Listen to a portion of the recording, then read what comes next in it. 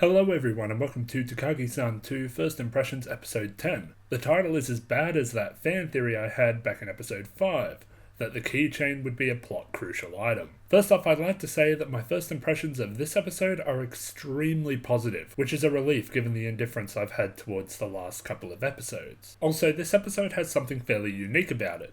In the past, we've had episodes where every story is connected by taking place on the same day, and even an episode where every story happens in the same setting. But this is the first time we've had an episode's stories be connected by motif. I'll tell you what that is at the end, but let's see if you can work it out. We begin with Eye Drops, based on chapter 56. Eye Drops is a pretty standard story to begin with. Takagi uses one of Nishikata's weaknesses against him, and Nishikata attempts to use one of his strengths, namely his strength, to win against her. Did anyone else notice the instrumental cover of the 100% Unrequited Love theme music while Takagi is counting down? That could just be a quirky music choice, or a statement about the ultimately silly nature of this scene. Who knows? What makes this story special is the thing that causes Nishikata to lose. Instead of a cunning plan by Takagi, he is walked in on by Yukari, who gets the wrong idea about what's going on. Next, we get The Scoop, a story that I reluctantly call B-plot only because of the characters it focuses on, but in reality it ties in so closely with the main plot that it might as well not be considered a side story. Something I find interesting about the anime adaptation is how they are presenting Hojo. In the manga, she seems to fit in more comfortably with her reputation for being mature. However, the anime implies that the reputation she has came about due to an act that she has put on. I find this characterization interesting, and it certainly adds more to her character than we have seen before. Next, we get Hide and Seek, based on chapter 79. Something that sticks out to me about this story is that the plan Nishikata comes up with is actually pretty clever. I can't help but think back to stories like Shopping or Empty Can, where he comes up with a plan that would obviously never work. However, if Takagi wasn't so intimately attuned to how he thinks, I could honestly see this plan working.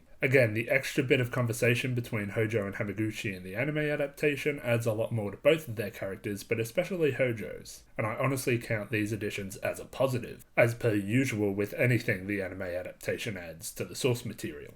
Also, Hamaguchi and Nishikata's reaction to Takagi's comments made me laugh out loud. Last but certainly not least, we get Treasure Hunting, based on chapter 43. While they search for treasure, you can hear the instrumental of the show's OP song 0 centimeters, a track that also played in Bicycle while the two walked to school. I wonder if there's any sort of connection. Obviously, everything that happens from the moment they sit down under the tree is excellent, from Takagi tricking Nishikata into thinking she is going to kiss him, to them both listening to the first season's OP song, Iwanai Kado Ne. The only complaint I might have about this scene is that it might contain a product placement for headphones, as pointed out by Reddit user MyJaminalang, but I suppose it isn't too obtrusive, so I can live with it. So, did you figure out the motif I mentioned at the beginning of the video? The thread that connects all these stories together? Well, if not, here it is. Kissing. Eye Drops is interrupted by Yukari, who thinks they are kissing. The scoop is about Yukari telling Hojo and her friends about their supposed kiss. Hide and Seek ends with Takagi suggesting that they kiss to make sure Hojo and Hamaguchi have the right idea, and Treasure Hunt is all about them finding the site of someone else's first kiss. This episode was so good, and the timing of the stories probably means that we'll see some stories from Summer Vacation in the next episode. I really hope that chapter 28.5 gets adapted, but as long as episode 11 keeps up to this episode's standard, I'm sure it will be fine. Speaking of episode 11, if you would like to see my first impressions for that, make sure you subscribe. If you would like to see my previous first impressions videos or my season 1 analysis, you can find links to both in the description and the end card.